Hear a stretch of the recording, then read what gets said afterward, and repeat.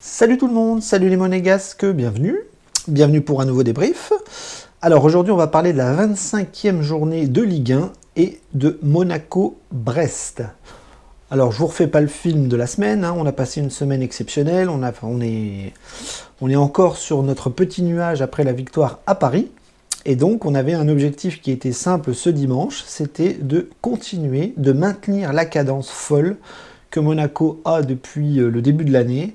J'arrive même plus à compter le nombre de matchs avec lesquels on est invaincu, j'arrive même plus à compter le nombre de victoires d'affilée tellement on marche sur l'eau en arrivant au mois de mars. Donc là on est sur une dynamique de ouf et donc il fallait tout simplement s'accrocher à cette 4e place et j'ai même envie de dire à aller chercher autre chose parce que plus les victoires s'enchaînent, plus les points s'enchaînent, plus le classement est en train de s'affoler. Et donc, un petit peu comme tous les journalistes, on est en train de vivre une fin de podium à 4. Monaco a quasiment largué ses concurrents derrière. Et donc maintenant, on ne peut plus s'empêcher de regarder devant. Donc Paris avait gagné hier à Dijon facilement, pas de souci. Et nous, il fallait qu'on gagne, il fallait qu'on s'accroche, il fallait surtout s'appliquer à être costaud, à être patron, parce qu'on recevait à lui 2, on doit être intraitable à lui 2, et la fin de course de cette saison doit être synonyme de victoire à domicile, parce qu'on ne peut pas faire autrement si on veut vraiment aller chercher quelque chose. Donc voilà, on recevait Brest, une équipe chiante. Moi, Brest, c'est une équipe que j'ai beaucoup vue à la télé, c'est une équipe chiante. Moi, je me souviens du dernier, Lille-Brest. Brest avait formidablement défendu et ils avaient réussi à arracher le match nul. Donc c'était pas facile.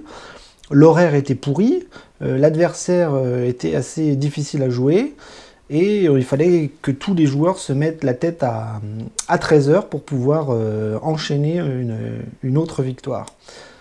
On va analyser un petit peu le match et on va voir que ça s'est bien passé. Et oui, ça s'est formidablement bien passé parce qu'on a gagné. On a gagné 2-0. J'avais annoncé 2-0 sur un jeu de pronostic. C'est validé. Et c'est cool. Donc oui, on a gagné 2-0. On va revenir un petit peu sur le match. Mais on va revenir aussi un petit peu à la compo. Parce que le groupe de Kovac était tombé hier. Et on a vu qu'il y avait toujours trois joueurs à l'infirmerie. Hein, Gelson Martins, Goebbels et Pellegrini. Et il avait fait des choix de coach avec Manon qui n'était pas là dans les buts, Milo n'était pas présent non plus, et Florentino Luis qui lui est vraiment en train de disparaître du groupe et je pense qu'il repartira cet été du côté du Benfica. Donc voilà, ça c'était les choix de coach et les blessés, et sinon tout le monde était là, tout le monde était en forme, et on pouvait enchaîner avec ce groupe qui commence à bien se connaître et qui avait formidablement brillé au Parc des Princes. Donc le fait que ce soit à 13h le match, on a eu la compo à midi. Voilà, c'est bien, vous vous réveillez le matin tranquillement, la tête dans le cul, et vous avez la compo. Et donc la compo, elle est tombée, et en fait, Kovac n'a pas pris de risque, il a reconduit le même 11 que face à Paris. Alors c'était un peu surprenant, parce que face à Paris, on avait quand même une optique un peu défensive, très basse, avec un bloc très bas, 3 défenseurs centraux, des latéraux qui redescendent, un milieu de terrain qui défend. Et là, on avait la même équipe. Mais alors, quand c'est à domicile, quand c'est à lui 2, quand c'est chez nous, on s'est dit, qu'importe la composition, c'était une sorte de 3-4-3, il faut attaquer. Brest, on a tout de suite vu sur leur campo à eux que c'était 2 lignes de 4 qui allaient défendre, 2 offensives dont un qui serait au milieu de terrain et Mounier seul devant.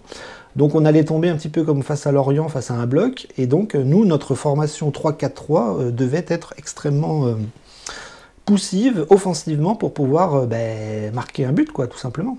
Et donc on va voir que ça a été un petit peu un schéma assez classique, et que le match a vite tourné en rond, voilà, face à une attaque-défense de la part de Monaco face au bloc brestois. Donc la première mi-temps a été très bonne, hein. On a eu beaucoup de possession de balles, on a eu beaucoup d'offensives, on a eu beaucoup d'attaques, on a eu tout en fait. On a maîtrisé la première mi-temps. Le problème, c'est que face à ce bloc brestois, on a encore une fois eu du mal à conclure rapidement. C'est-à-dire que le premier quart d'heure a été flamboyant pour nous, on s'est créé des occasions, on a eu Caio Henrique qui était toujours en position de centre, Aguilar aussi, ça montait beaucoup, la défense monégasque était plutôt tranquille, le compte on ne l'a pas vu du tout, et donc on attaquait, et on avait beaucoup de mal à transformer les occasions. Voilà, c'était très brouillon offensivement. Diop a eu du mal, Voland on ne l'a pas beaucoup vu, et Ben Yedder, lui, a eu des occasions de briller et il les a pas saisies, notamment un penalty. On a eu un penalty de la part de monsieur l'arbitre, voilà, qui a sifflé une main dans la surface, et Ben Yedder a loupé son penalty. Alors moi j'étais pas très surpris du fait qu'il rate, parce que juste avant qu'il tire, dans ma tête je me disais mais Voland, Ben Yedder il la met toujours pareil, c'est-à-dire en force côté gauche. Et là il a fait tout l'inverse, il a voulu la mettre moins forte à terre côté droit. Et là manque de bol, il n'a pas très bien tiré, c'était assez sur le gardien qui plonge par terre et qui la récupère. Donc Ben Yedder rate son penalty, on rate nos offensives, on met tout au-dessus. On se dit, ouh là là là là là là, déjà l'horaire est pourri, déjà le match est pourri, et là les offensives monégasques sont pourries. C'est pas grave, arrive la mi-temps, et la deuxième mi-temps, on se dit, ben, on va faire la même chose. De toute façon, on est bien, on a rien, franchement, il n'y avait rien à reprocher aux joueurs, si ce n'est l'inefficacité offensive, mais en deuxième mi-temps, on se dit, ben, on va continuer, on va pousser. Les Brestois s'enhardissent un petit peu parce qu'ils voient que ça fonctionne. Le gardien de Brest fait un match sensationnel. Et donc en deuxième mi-temps, on reproduit le même schéma. Donc d'ailleurs, à la reprise, il n'y a pas de changement. Et pendant 10 minutes, voilà, on va pousser. On va se créer des occasions. Et encore une fois, on ne va pas les mettre. Je pense à des têtes, je pense à des frappes, je pense à des frappes sur le gardien, des têtes sur le gardien. Bref, on n'arrive pas à transformer nos occasions. Et donc, au bout d'un quart d'heure... Kovac fait des changements, on en avait besoin forcément, on a quand même pas mal de matchs qui arrivent derrière, et donc Golovin est rentré, Diatta est rentré, Jovetic est rentré, et toute la clique du banc. Et là ça va fonctionner parce que malgré le fait que le gardien brestois brille sur 1000 occasions, on va réussir à trouver la faille, et c'est sur une occasion, enfin sur une offensive côté gauche de Golovin, voilà, qui récupère le ballon et qui lance Jovetic, et Jovetic, comme il sait le faire, comme il l'a fait en Coupe de France face à Grenoble, il va fixer la défense, il va rentrer, il va aller très vite, et sur un petit ballon un peu poké comme ça, par une motte de terre, paf, il va la mettre plat du pied, il va la mettre petit filet côté gauche du gardien brestois, qui là ne peut plus briller. Donc 1-0, le match est débloqué, il n'y a plus de panique, il n'y a plus d'angoisse, il n'y a plus de peur. On doit les finir. Et on va le faire, voilà, sur la toute fin de match, sur un petit coup franc, un petit corner rapproché, voilà, sur une faute sur Jovetic, voilà, qui se fait ceinturer. Golovin fait un petit coup franc sur Voland, qui la met parfaitement au fond des filets. Voilà, le défenseur s'en mêle un peu les crayons, et ça finit au fond 2-0.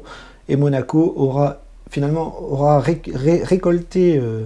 les fruits de son travail, c'est-à-dire ça a été long, ça a été dur, mais on a réussi à débloquer le match à force d'être appliqué, quoi. Voilà, ça c'est la force de Monaco en ce moment, c'est qu'ils ont très envie d'aller loin, et ils lâchent rien.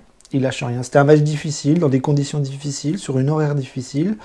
Paris avait gagné hier, il fallait vraiment gagner aujourd'hui, et on a réussi à le faire, tardivement peut-être, mais on l'a parfaitement fait, et Monaco s'impose comme un candidat large au podium.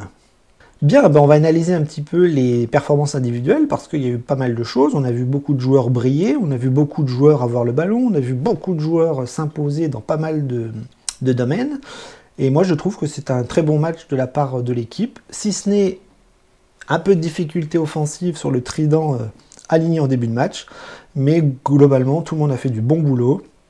Et c'est un groupe exceptionnel qui fait que les remplaçants ont apporté leur pierre à l'édifice. Alors des fois les remplaçants quand ils rentrent ils font rien, c'est les titulaires qui font le boulot, un petit peu comme à Paris, et là c'est l'inverse, quand les titulaires ont du mal, c'est les remplaçants qui font le boulot.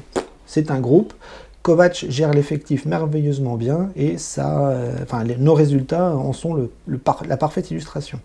Donc le compte ça va être vite, il n'a pas eu grand chose à faire, il a eu quelques murs à placer avec des ballons assez peu dangereux, des prises de balles assez faciles en première mi-temps, mais voilà, il a surtout fait beaucoup de balles au pied, il a joué deuxième libéro tellement il avait de l'espace derrière, et il a apporté son soutien à ses défenseurs, balle au pied, mais dans les cages, honnêtement, il n'a pas eu grand-chose à faire. Il n'a pas pris de but, ça fait 2 matchs qu'on ne prend pas de but, et ça, il faut le souligner, parce que ça fait beaucoup de bien par rapport au match précédent où on encaissait énormément. Alors c'est peut-être le repositionnement en défense à 3 qui fait qu'on prend moins de buts, tant mieux, ça fonctionne et on en profite. Donc le compte tranquillou. Sur les côtés, on avait Aguilar et Caio Henrique qui ont fait beaucoup de travail offensif. Aguilar, il s'est quasiment même retrouvé devant le but plein de fois, notamment en deuxième mi-temps. Il a eu des occasions de marquer. Aguilar devant le but, c'est pas terrible. Hein. Franchement, c'est pas un attaquant, c'est pas un tueur, c'est pas un planteur, c'est pas un... Voilà, c'est pas Maripane. Non, mais blague à part, il n'est pas fait pour être devant le but, il est fait pour centrer, il est fait pour faire la différence sur son côté droit. Et donc, ils ont eu beaucoup de mal devant le but, mais ils ont fait un gros travail offensif, et voilà, ils ont usé les Brestois, et c'est ce qu'on leur demandait. Caio Henrique a fait un excellent match, même meilleur que Aguilar. Moi, Caio Henrique, je l'aime de plus en plus. Il est propre, il est bon, il est intelligent, il centre bien, il panique pas, voilà, c'est vraiment une machine à laver côté gauche, lui. Hein. J'aime beaucoup. Donc les latéraux très bien, la défense à 3 plutôt costaud. Alors Badiachil a fait une erreur, je crois, il a fait une passe à l'adversaire en première mi-temps, non, deuxième mi-temps, je crois. Il m'a fait peur sur cette seule occasion, mais globalement, la défense centrale a fait un match costaud. Maripane, Dissassi, Badiachil, ça a été très costaud, ils n'ont pas pris de but, ils ont assuré assez facilement tout le côté défensif de l'équipe aujourd'hui, et ils ont franchement tenu la baraque. Il n'y a pas de joueur en dessous, il n'y a pas de joueur au-dessus. Ça a été une ligne à 3 excellente. Milieu de terrain, on a eu encore un gros match de la part de Tchouaméni. Voilà. Il n'a pas pris de carton jaune, heureusement, parce que s'il avait pris un carton jaune, il aurait été suspendu contre Lille. À l'inverse de Diatta, on va y revenir. Mais voilà, gros match de Tchouaméni, il n'a pas fait de faute, enfin il a fait des fautes, il aurait pu prendre un carton jaune, il ne l'a pas pris. Mais globalement, il a fait un match sérieux, appliqué, défensif, costaud, récupération au top. Et voilà, Tchouaméni, ça monte en puissance et ça se voit. Fofana, lui, c'est pareil. Alors, il a fait quelques erreurs aussi, Fofana. Je l'ai vu aussi, encore une fois, un peu inattentif sur certaines passes, sur certains ballons. Mais il a essayé d'orienter le jeu, il a essayé de tenir son milieu, il a essayé d'être vraiment correct en faisant la transition entre la défense et l'attaque. Et c'est un match un peu invisible, mais c'est souvent c'est plutôt bon signe quand un milieu de terrain défensif fait un match invisible, parce que ça veut dire qu'il a fait le boulot et qu'il n'a pas forcément eu besoin de briller du bon comme du mauvais côté. Sur le trio offensif, on avait donc Diop, Voland avec Ben Yedder devant. Donc je trouve que Diop n'a pas fait un bon match. Quand il en fait un bon, je le dis, je trouve qu'il est un des meilleurs joueurs de la saison, il n'y a pas de souci. Mais là aujourd'hui, il a eu du mal. Il s'est beaucoup empalé sur la défense brestoise. Il a eu beaucoup de frappes qu'il a complètement ratées, que ce soit du droit, du gauche. C'est parti beaucoup en tribune. C'est des petites erreurs d'inattention où le défenseur revenait sur lui assez facilement. Donc je l'ai trouvé un petit peu à côté. Et donc il est sorti en deuxième mi-temps assez logiquement. Voland, on ne l'a pas vu en première mi-temps. Il a été très invisible. J'ai trouvé que Ben Yedder était un peu plus présent sur la récupération de balles, sur le fait de se montrer en décrochant beaucoup et en essayant d'aider ses milieux de terrain. Donc les ballons allaient beaucoup sur les côtés, mais en tout cas sur les centres, ça n'arrivait pas beaucoup. Mais Ben Yedder a fait un gros travail de sape.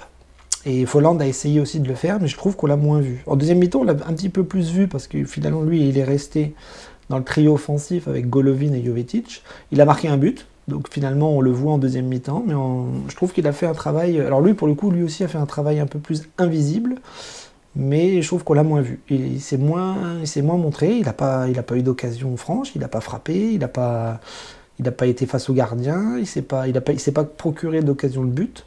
Et donc j'ai trouvé que Diop et Voland, ça a été compliqué aujourd'hui, malgré la victoire. Donc Ben Yedder, j'en ai parlé, gros travail défensif, penalty raté malheureusement, mais ça c'est pas grave, ça arrive, hein, on va pas lui jeter la pierre, ça arrive à tout le monde, mais on a gagné, donc ça ne porte pas de préjudice à sa prestation de la première mi-temps. Les remplaçants, forcément, c'est eux qui ont amené la victoire. Voilà, Golovin a fait une bonne rentrée, Jovetic encore plus. Alors lui, pour le coup, il a défendu, il a attaqué, il s'est montré, il a marqué, il a fait comme à Grenoble, hein, c'est un peu le même but, c'est-à-dire qu'il a pris le ballon, il est parti, il a marqué. Et il a débloqué la rencontre, ce qui fait qu'on peut gagner cet après-midi. Donc voilà, les remplaçants, super. Diatta, lui, ça a été compliqué. Alors Diatta, j'ai un souci parce que je le trouve de moins en moins bon. Je ne sais pas si ça vous le fait aussi, mais je l'ai trouvé... Alors lui, pour le coup, on l'a pris pour sa vitesse et son côté impactant sur les défenses, et j'ai trouvé qu'il a tout foiré. C'est-à-dire que dès qu'il avait le ballon, ben, il n'attaquait pas, il voulait revenir en retrait, donner le ballon en retrait. Quand il voulait attaquer et perforer les défenses, ben, il perdait le ballon ou il a donné mal. Donc j'ai l'impression que techniquement, il y a une petite défaillance chez lui qui me pose souci. J'espère que ça va changer, j'espère qu'on va le faire progresser, mais là, du peu qu'on voit, ben, finalement, je trouve que c'est pas terrible pour l'instant ce qu'on voit. Pour moi, il apporte pas ce qu'il devrait. Et bizarrement, je trouve que Gelson Martins, finalement, est au-dessus. C'est fou à dire, mais Gelson Martins est au-dessus dans le même profil. C'est dommage. Voilà, Sidibé est rentré en fin de match, mais on va pas en parler parce qu'on l'a pas trop vu et il est rentré assez tard. Eh bien, on va faire le bilan de ce match. Le bilan est très positif parce que l'objectif c'était de maintenir la cadence, de s'accrocher au podium, de s'accrocher aux 3 devant nous qui sont Lille, Lyon et Paris. C'est fait, voilà, on a réussi à faire le boulot dans une configuration de match compliquée. C'est formidable, voilà, on enchaîne les victoires, on marche sur l'eau, on est sur un véritable nuage en ce moment. Et donc l'objectif de ce match est atteint. Et on va devoir enchaîner. On va devoir enchaîner parce que là, en championnat, on a quand même 2 gros matchs qui nous attendent. C'est-à-dire que mercredi, on va à Strasbourg. Et après, on aura Lille. Mais entre-temps, on a un match de Coupe de France. Voilà, un super match, un derby. Nice-Monaco. Alors ça se jouera un lundi soir. Et donc, on aura quand même globalement un temps de récupération qui ne sera pas mauvais entre Strasbourg, Nice et Lille. Mais c'est vrai qu'on a tous en tête ce match contre Lille le 14 mars. Parce que ça va être une affiche exceptionnelle. Voilà, j'allais dire si Lille gagne cet après-midi, je pense qu'ils vont gagner cet après-midi. Lille ne lâchera plus de points. PSG non plus. Lyon, je pense qu'ils peuvent aller gagner à Marseille facilement aussi. Donc globalement, les quatre équipes du haut, Monaco, Lyon, Lille et Paris, ne lâcheront plus de points dans les petits matchs. Et tout va se jouer sur les confrontations directes qui vont être exceptionnelles pour la course au podium. Je ne parle pas de la course au titre, je parle de la course au podium, c'est-à-dire les 3 premières places. Donc on pense à Monaco-Lille le 14, et finalement c'est assez loin parce qu'il va vraiment falloir aller gagner à Strasbourg la semaine prochaine, parce qu'on n'a plus de temps à perdre, on n'a plus de points à perdre, et il faut aller prendre 3 points à Strasbourg, et là on pensera à Lille juste derrière si tout s'est bien passé. Et Nice, bien sûr, ça sera la petite récréation, notamment pour les remplaçants, parce que je pense que Kovac fera tourner dans ce match de Coupe de France. Voilà, donc l'objectif est atteint, tous les objectifs sont atteints en ce moment, on marche sur l'eau, on est au top, et pourvu que ça dure. Daguemonégou, on se revoit mercredi soir, et en attendant, profitez, parce que là, c'est vraiment du bonheur, du bonheur, du bonheur.